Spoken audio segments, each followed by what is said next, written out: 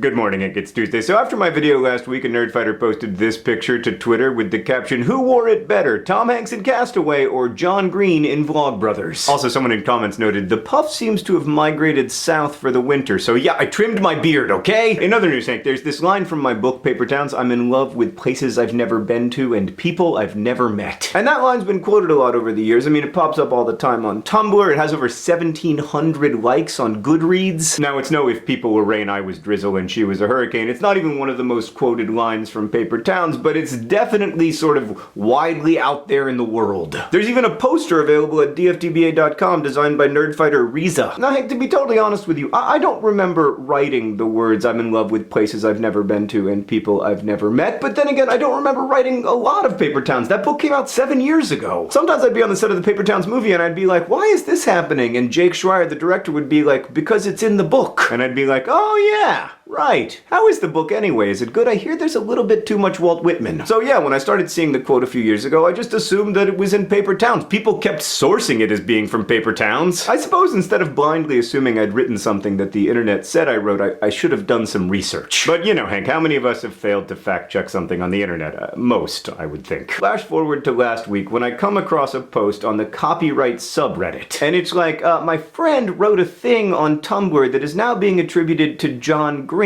In fact, like, they're selling a poster of it? And then at the end of the post, she was like, "You can just Control F and search for that quote in Paper Towns. It is not there." So I did. I illegally downloaded a pirated copy of my own novel. I hit Control F. I searched for the quote. Sure enough, not there. So like, it turns out "I'm in love with places I've never been to and people I've never met" was written by a 13-year-old nerd fighter several years ago. On her Tumblr, she often quoted my books a lot and made art using quotes. And so someone somewhere assumed that line was written by me, and then, yeah. Now this poor young nerd fighter Melody gets lots of hateful asks in her Tumblr inbox from people who are like, "Why are you stealing John Green's quote?